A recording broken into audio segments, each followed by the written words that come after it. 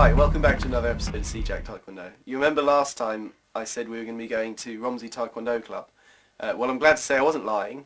So over the next few episodes we'll be looking at some of the training we do there and also talking to my instructor, Mr. Mark Abramson. So this episode we'll be looking mostly at the warm-ups that we do before the classes and also talking to Mark about the history of Taekwondo and how he became involved.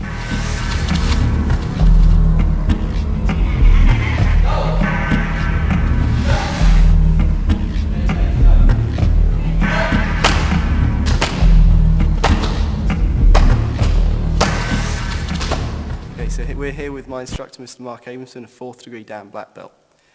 Sir, how did you get started in Taekwondo? About 20 years ago, I had to take my little nephews to Taekwondo in Winchester. And I used to do a lot of running and football and things like that and general sport, so I thought them looked interesting. So I started doing it and that was it. I just got hooked on it and been doing it ever since. So how long have you been running the club here? The club's about 15 years old. We started training in a little old leaky hall down the road. And we came to this hall, I guess, about 9 years ago. But I've been teaching for probably 18 of those 20 years I've been training. And the club's been actually up and running for 15. So what age groups? We start them at 6.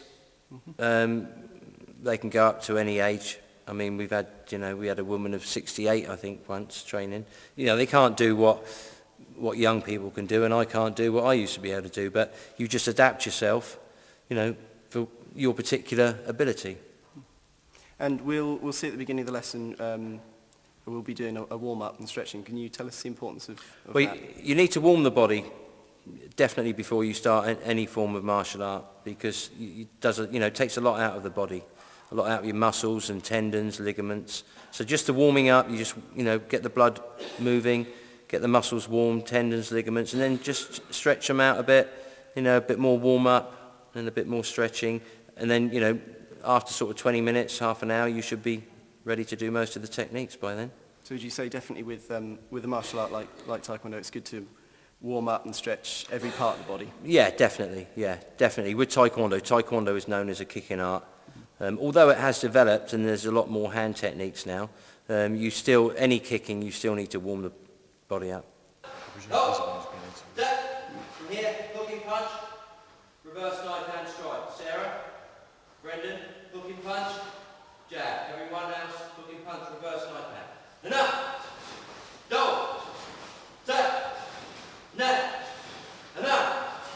Go! Front jab, reverse punch. 1, 2. Enough. Go. Step. Step. Stay relaxed. Enough. Go. So could you tell us a bit about the origins of Taekwondo, how it all started? Taekwondo originates from Korea. Okay, it was developed really during and after the Second World War. Okay, the founder, General Choi Hong-hai, he was imprisoned by the Japanese. And he was taught karate by the Japanese. And when he was released, when the war ended, then he formulated Taekwondo, and it is a mixture of Korean arts and a small part of karate. So he took the best out of everything and just made one art, which eventually they called Taekwondo. I think it was originally founded in 1955, but some people say the original foundation was a bit earlier, maybe 1954.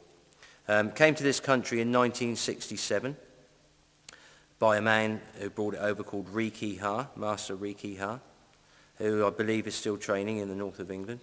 I think he must be a 9th Dan by now. Okay, and then since 1967 it's just spread throughout the country. I've looked at other martial arts and I find Taekwondo probably, if it's done properly, the best art for self-defense, because it uses such a range of different techniques and maneuvers. And originally Taekwondo was formulated for the military in hand-to-hand combat, with knives against knives, against rifles. I know you can't dodge a bullet, but against a bayonet attack or something like that. It was devised for the military for hand-to-hand combat, and hence that's why it's so effective. It's even taught to the American Marines. Okay, special forces learn Taekwondo. You know, only the parts of it that they need to learn, but the actual nuts and bolts of Taekwondo is very, very effective for self-defense. Okay, so I hope that gives you a better insight into some of the training we do and also the history of the Taekwondo. I hope you join me for the next one where we'll be looking more at the technical side, some line work and also some destruction.